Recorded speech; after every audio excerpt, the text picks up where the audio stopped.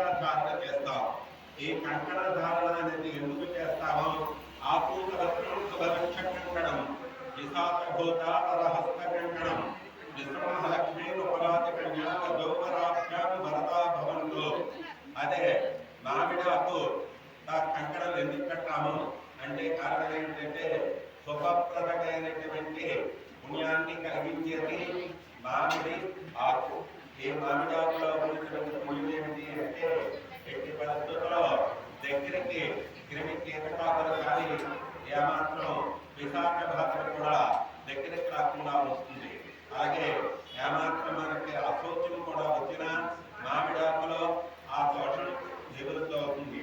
అందుకే మామిడి ఆకుతం అంటే మామిడాకు. అయితే కంకణ ధారణ అంటే ఎందుకు అంటే మనం చేసే కార్యక్రమం నిర్విఘ్నంగా జరగాలంటే దీక్షా కంకణం కట్టుకుంటే